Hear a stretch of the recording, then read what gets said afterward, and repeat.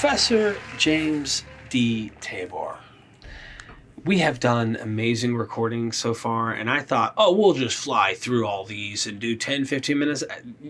Let me stop with my expectations, because I'll have to either reset a new date on which time I'm going to get this done, or I'll have to spiritualize our conversations to say they've been fulfilled. Yeah, that's right. Yeah. So, what did Paul think of himself as? He seems to say he was chosen before the other apostles, kind of like, and he fits this prophet role. But also, you said in another video, he kind of is another Christ, and he's filling up the suffering of Christ. Like there's still more Christ didn't get done that he requires Paul to do. So tell us about Paul, what he thinks of himself, and some of the crazy stuff that we might get into. Yeah, I cover it mostly in the Paul and Jesus book. I do have a section on that.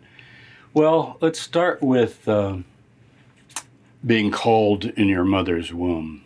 It's a very unique expression. In the New Testament, we certainly would see that for John the Baptist, at least according to Luke, because he has chapter 1 is all about John the Baptist before he's born. And finally he's born, and so you could say he was called. And according to Luke, Jesus is called in the womb. Most Christians go with something about whether it's the virgin birth literally or what, but they'd say, yeah, when Jesus was developing in Mary's womb, he was already called, destined.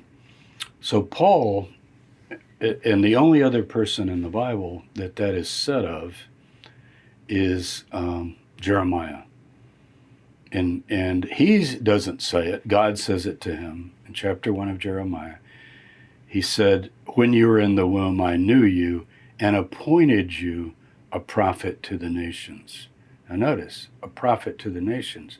We tend to think of Jeremiah as a prophet to Judah, the southern kingdom of Judah, because that's who he spoke to or against. But the best parallel to Jesus is Jeremiah. He's before the Babylonian destruction of Jerusalem in 586 or 587, as some think. And he's being told as a young man, he's called a young man when he's called, I chose you before you even born. So it's a pretty heady mission to be told you, and you got a mission to go to the nations. Now, in Galatians 1, Paul says, God or the Lord who called me when I was in my mother's womb. And you're thinking, wait a minute, is that just hyperbole or what? Because you didn't have your conversion, as people sometimes call it. I don't think that's a very appropriate word, because we tend to use it for changing religions. But you didn't come to your conviction that the crucified Jesus was in fact the exalted Messiah, glorified at the right hand of God, You didn't come to that till later, so what do you mean called from the womb? He's clearly saying, I'm the new Jeremiah. I was called from the womb, and I'm also going to go to the nations. The nations, not primarily to Israel, even though he's Jewish. And so I opened my Bible here. Usually I can just quote some things here, but I want to read you something that was just going to surprise you, I think, if you've never thought of it. I'm going to read you a text where somebody's speaking in the first person, and I'm going to ask you to imagine that it's Paul. Okay. So I'm Paul reading this to you, and I'm trying to explain my mission. And I say, Derek, with all the humility in the world, I think I've found my mission mentioned. And I hesitate to even tell you this because it's so monumental and I'm so unworthy of it. But let me read it. This is Isaiah 49. The Lord called me in the womb. From the body of my mother, he named my name. He made my mouth like a sharp sword. In the shadow of his hand, he hid me. He made me like a polished arrow. In his quiver, he hid me away. I feel that refers to my upbringing. Right now, I have the sword of the Spirit and I'm out. But I didn't know my mission. And he said to me, you're my servant, Israel, in whom I'll be glorified. And now the Lord who formed me from the womb to be his servant, to bring Jacob back to him, that Israel might be gathered to him, that my salvation will reach to the nations and to the end of the earth, and so forth. And then he talks about suffering, to one deeply despised, abhorred by the nations, and so forth. I think Paul identified with that text. Now, some say Jesus did too. He might have. But Jesus didn't go to the nations. And if you read the entire chapter, it sounds like somebody who is sent to the Jew first and then to the Greek. Because he says, I've appointed you to Israel. But it goes on to say, oh, is it a light thing that you've got to go to Israel? Is that tough? Guess what? I'm also going to send you to the nations. And I think Paul saw himself as fulfilling a double mission. So he's a Jew, like Jesus, a kind of a second Christ, and I'm using the small c, but not the way people use it now as the last name of Jesus Christ, capital. But he's anointed by the Spirit, and he is to preach to the Jews, and he always did. He would go in the synagogue and preach it, but then to the Gentiles, that Israel might be gathered. And here, I think he does have an idea that by gathering the Gentiles, he's also bringing in the fullness, what he calls the fullness of the Gentiles, so that all Israel will be saved. Now, as you know, I think you've interviewed Jason Staples, who is Bart Ehrman's student, and he's written articles, and I don't know, is his book out yet on his this? His first one is out? Not on this. But the word is out. I think he's done some interviews, but I've read it. Yeah, I have his dissertation. I think maybe it was online, or maybe he sent it to me. But anyway, it's really an amazing argument that he makes. I didn't put it in my book because I didn't want to usurp his work until it came out. I wanted to put it in the sense, and I could have said, well, Jason Staples did it. And I just decided, the book has so many other things that I've developed, and this is actually his idea. And it just gripped me from the beginning. I think Bart also is saying, he's sort of leaning that this is true. I tried to get Bart to say what was wrong with it, and he said, well, I helped with this project. Yeah. So he's like, I can't say. Well, I've heard him even say that he thinks it probably. I mean, yeah. So what is the basic point? What is the point? Yeah. Forget racism, ethnic, DNA, like, somebody's got the Y chromosome from Abraham. This isn't. First of all, you have to understand the Abraham stuff as Paul reads it. If you read Genesis 18, when Abraham is dialoguing with God about Sodom and Gomorrah,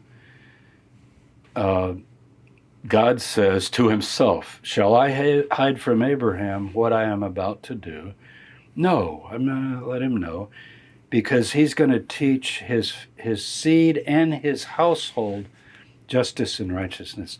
So you have always had this idea of the literal seed of Abraham and the household of Abraham, which is the household of faith. Paul likes that, because it doesn't mean we give you a DNA test at the door to see if you go back to Abraham. Excuse me. What it means is, if you're attracted to the gospel, called, as Paul says, to those who are called, both Jews and Greeks, the gospel is the power of God for salvation. If you're called, then God is choosing you. If you read in Romans, those whom he has predestined, which literally, that's a bad word because of the Calvinists, who has proorizo, who is appointed beforehand. He's appointed beforehand, just like Paul was called beforehand. Mm-hmm. So those who he has appointed beforehand, he calls, and those he calls, he justifies, and those he justifies, he glorifies. That's the plan.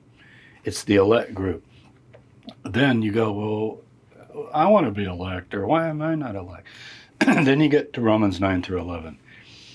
At this point in history, he's strategically only pulling certain ones in that in some way were declared not my people, Hosea chapter 1 and 2. And those were the Israelites that went into exile. They've intermingled with the nations, but when they come back, I think they bring the nations with them. It's not like you find one and say, oh, well, you're the real Abraham seed, and your buddy there can come too because he likes you and you believe in the one God. Paul's not thinking that.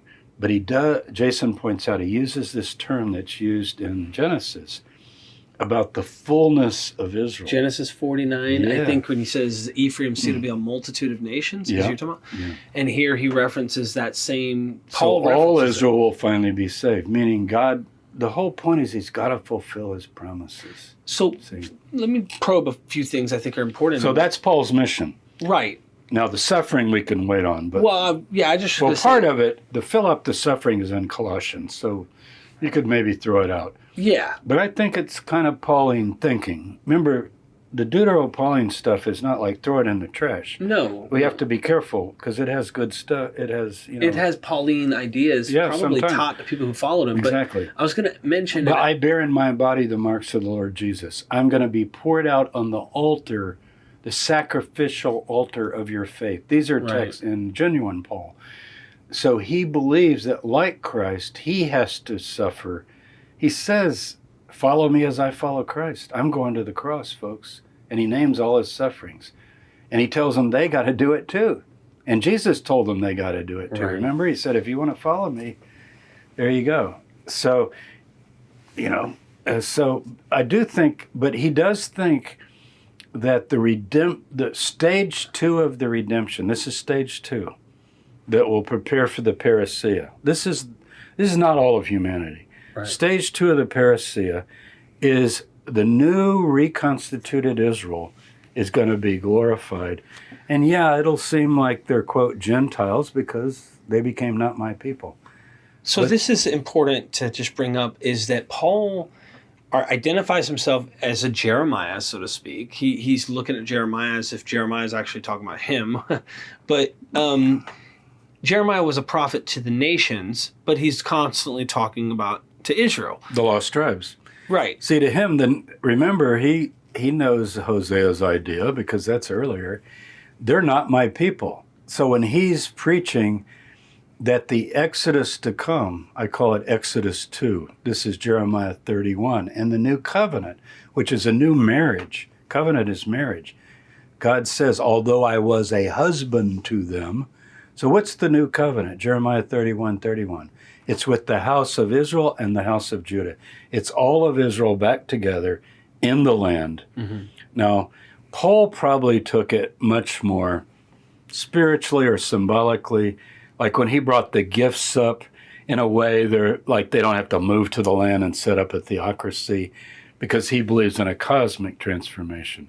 So I'm not saying he's just like a literal... I love this. Yeah. You're doing great because it makes me want to say in short, simple terms, because definitions help, Paul has a broadened understanding of Israel. Yes. In a way that still lets the promises be fulfilled. But Abraham did too. Remember, he circumcised his entire household. Remember that? He circumcised his entire household. So they can eat the Passover, so to speak. They can eat, they're part of it. So this just says outsiders could join. Outsiders could join, and outsiders did join. And then what about Isaiah 56, which is the house of prayer for all people? Mm-hmm. And I will gather to him others than are gathered. And that's sort of convoluted, but when you see where it is, Isaiah 56 talks all the time about everybody coming back. And then I will gather others. Jesus and John, other sheep I have that are not of this fold, and so forth. So I think Jason's really onto something. He has many more ideas that work with this and go further. I know he has 2 more. One book is out and he has another book coming. I think he's just really opening up some things that are so important. I think so too. And I think it couples with what I've said as well. Oh yeah. In terms of Paul's mission. Paul's mission is to bring the redemption. You say, well, Jesus' mission, yeah, but he didn't do it. Jesus didn't bring the redemption. Jesus inaugurated the redemption. Paul is now finishing it. Stage 2. Stage 3 is more vague. Would you agree with Paula Fredrickson, where it's the idea that, well, it didn't happen yet? The earliest possible movement of Jesus' followers and the disciples are going, it didn't happen yet. And Paul's taken it upon himself going, we need to get the nations. He feels called to get the nations because we see, well, it's almost like if you and me were to read Genesis and we know there's 50 chapters and we're looking at this going, well, this is supposed to end, but in this book, I could find other things that didn't seem like they happen here. Mm-hmm. Let's fulfill these prophecies. At the last days, the lost tribes was supposed to come back, which is part of the theme, but also the nations, like you talk about with these quotes. Isaiah 2, Isaiah 11, right. Isaiah 66. Isaiah's big on this, but also Jeremiah does this in other books. But Jeremiah 3 said it'll rival the Exodus when it happens. Yeah, and that it's like he's trying to make it get fulfilled. Yeah. So do you think Paula Fredrickson's on something with that? She's like, it's in stages, like you talk about, but the stages are also saying, well, the first stage, we thought it was going to happen then, but we have a second stage we need to make sure happens. Then the end isn't quite yet. I haven't read that book. I read When Christians Were Jews, and I know, of course, her Jesus of Nazareth book I reviewed. So I'm not sure exactly what she's saying. Let me tell you what I think might be going on, and maybe it will parallel. I would say the James Jerusalem people are expecting things much more politically and literally. And so they would maybe feel that there's a parallel with Paul going out and gathering these people. And here they are. They used to worship idols and they go, no, I believe in the living God, like Titus. And I've given up fornication and I'm trying to live a holy life and so forth. And but some of the group would think, well, if you're fully Israelite, come on in the tent. You're welcome to be our associates, but don't you want to be part of the inner family too? That could have been part of the thing. But I am thinking, I just don't know. Maybe James is just as cosmic as Paul, because I think the letter of James is Jamesian, in that sense. It does give us a sort of different view of Christianity or the movement. But I'm not so sure if it's giving us what the historical James thought, say, in 40. If you said, like, what do you think the next 20 years will bring, James? What did you and your brother think? I think he would have pretty well thought, well, these legions that are occupying the country, they're going to be gone. Right. I probably thought armies from heaven or whatever is going to help. Probably like Qumran. I would think it'd be Eisenman here. I would go with. I don't know that, James is part of the Qumran group. I haven't become convinced of that. But where Eisenman is really good, and people need to recognize this, is that he's identified a piety, a kind of faith and approach, what he calls the messianic movement in Palestine, that does not start with Jesus. And Jesus might be part of it, but we know from the scrolls. And it's got a whole vocabulary, a whole way of talking about righteousness and justice and so forth. And it's fully political. Now, with God on our side, not like, oh, let's just, we'll spend more on arms than they will, and not like the United States, beating up Russia in the Cold War. But it's certainly not pie in the sky or just somehow the Romans will no, the Romans are going to get defeated. Maybe it'll be Zechariah 14. Do you remember Zechariah 14? Right when they're ready to surround the country, all of a sudden their flesh just melts. Last scene of Raiders of the Lost Ark, he got it right out of Zechariah. These Nazis, they go... So maybe he's expecting something like that. It's Zechariah 14, final battle. So they saw Jerusalem surrounded by armies. They thought probably, oh, wow. This, of course, he was dead then. He didn't get to see it. But Paul, I don't know that Paul, he's a Jerusalem above guy. I don't think he cared what happened to the city. I don't think he didn't live to see it destroyed, but I don't think he particularly thought, oh, we're all going to go back there and be farming in the Galilee. Or he says, no, we're going to be on a new creation. There'll be no more decay, no more death. He's transcendent. He's gone into what Christians generally say today. Right. Shorthand, you die and go to heaven.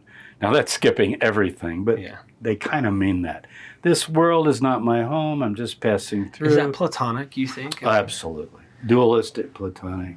And do you think Paul picked that up from that culture? Well, he didn't just pick, it's just in the air. Yeah, and that's why I thought the whole Eucharist thing, and I don't want to go back there because we already did an episode on it, but I feel like that might have been picked up in the Roman world in some sense. Possibly, but that refers to very specific rituals among certain kinds of mystery religions and so forth. But there's a sentiment there, yeah. But the thing is, Jonathan Smith was my teacher at Chicago, dissertation director, and all the scholars will know who I'm talking about. I think he's the most brilliant historian of religions of our time. And he used to say, he's Jewish, and he used to say, don't talk about Hellenized Judaism. There's no religion of the Hellenistic period that's not Hellenized. They're all Hellenized. And by that, he's talking about they have a diaspora. They're not locative anymore. Like, we got this city, it's the holy city. This is going to be it. They're becoming utopian. They're worried about death and immortality and big questions. God's becoming cosmopolitan. Yeah, exactly. Even like how are demons going to get defeated finally forever? We haven't talked about that, but yeah, remember, Paul says the big thing that we have to conquer are the principalities and powers. We act like we've demythologized this, and that doesn't even exist. As Frank Moore-Cross said once, he was interviewing with Herschel Shanks, he said, I was raised Presbyterian, and you couldn't even swing a cat around without hitting a few demons, which is not a great analogy for cat lovers, but, he's a Southerner. But he was just saying, like, we act like the world was a sterile scientific place. No. If my car won't start right now when I go home, Satan hindered me. Yep. And there are people that live like that today, as you know. Don't you know Christians that live like that? I used to do that. That whatever happens, and then maybe it was for a reason, because all things work together for good to those who know. So you were going to be in a car wreck, but God saved you, and then you try it again, and it's like, wow, thank you, Jesus. Not making fun of it again. Actually, that's a good thing to know. Because if you want to imagine what they're living in, it's Paul, that worldview. And Paul does that, Paul. The Satan and not just Paul, probably James and all the rest of them. There's no telling where that the Talmud is full of it. The Mishnah is full of it. It's a cool thing to know, though. I have actual personal experience from that, and that's cool to kind of look back and go, Paul, he's not much different than us when it comes to this. No, he was a fundamentalist. I had dreams. Yeah. I had dreams of the end. Mm-hmm. Dr. Tabor. I had real dreams. I had 2 dreams. I'll never forget them. I've had plenty of dreams in my life, just like you. But one of the dreams was I was standing in a field. A girl I grew up with that lived right around the corner was standing there. And I looked over and there was fire. The whole heavens turned to fire. And I looked and the fire was coming down to earth and it started way off in the distance coming closer to me. So it was a warning. And it was coming to me and I went, Jesus. She went, what the hell is what she said. And I went, Jesus. And I closed my eyes and I woke up and there's this guy writing in this big book with a feathered pen. And he's like, everything's going to be okay, Derek. Okay. And then... So you got a revelation. Yeah. Right, in my dream. And then I had another dream where I was sitting on the front porch, thunderstorms and lightning, and I liked watching it, but it's kind of scary at the same time. It's peaceful. And the lightning bolt struck me in my bosom, if I could use the term, my belly. And it started to suck me up like it was attached to me. And I looked across the sky and all these people were floating up with electric lightning bolts, attached to them, pulling them up into the sky. And the rapture is what I kept thinking. And so I literally experienced these things. I have other reasons why my approach to them, I take more of a natural approach to things these days, but I took it that serious, so I can kind of imagine that Paul living in a world where Rome and the world around him is demons especially. For example, he says in 2 Corinthians 2, if they had known who Jesus was, the powers that be, they wouldn't have crucified him, as they got tricked. Said they wouldn't have crucified the Lord of glory, because by killing him, they started the suffering glorification process for the cosmos. But if they'd known that, they got, no, don't crucify him. Let's get him another way. Maybe make him sin or something. But they got, let's just kill him. Now, these are the powers. This is 2 Corinthians 2, I think verse 8 or so. So, yeah, he's completely into this sort of thing. And Completely. it's not either or. It's kind of Sickness. He talks about his thorn in the flesh. Wouldn't you agree, though? It's not either or, because there's mythicists, for example, who will say demons are all that crucified him in the heavens. There were no human activity involved in Jesus' crucifixion. Right. But Paul isn't saying that either. It's like the Christian down the street. And Islam says he wasn't even crucified. It was a body double. Right. Yeah. But like it's one of those things. It's like the car won't start down the street. Satan did it, but imagine some guy snipped the battery. Okay. You got to kind of go, well, was it demons? Well, yeah, I'm blaming the demons, but really that guy down the street's the one who snipped my battery and why it won't start. But Satan's got it out for me. And you're like, but the guy did that. Well, the demon caused the guy to do it. Right. And is that what you're saying you think Paul's doing with the Romans and the Jews? Or does Paul blame the Jews? He just believes in a cosmos that's like thickly populated with all these forces. And to have cosmic redemption and salvation, they have to be conquered, whatever that means. He used the term conquered, put down, brought into subjection. And he says, when all things are under his feet, God the Father has given him this job to put down all things cosmically. One of the things he's going to do is eliminate decay from the whole cosmos. For example, he says, he will change our lowly bodies like his glorious body. Did you notice? Like his glorious body, Christ's glorious body. So, by the power which enables him to subject all things to himself. So Christ is the one that's doing this glorification thing. God gave him the power to do this. And you then, once you're glorified, you're going to share in this power. He calls Christians joint heirs with the Messiah. That doesn't just mean like, oh, Jesus likes me, I guess I'm his friend. That means you are going to get exalted above every rule, authority, and power in the whole universe with God in this new cosmic family. And that's Paul's greatest idea, as I say in the book. And most people haven't really noticed that, but it's all over the place once you see it. You just can't read Paul with, oh, there it is, there it is, there it is. So, thank you.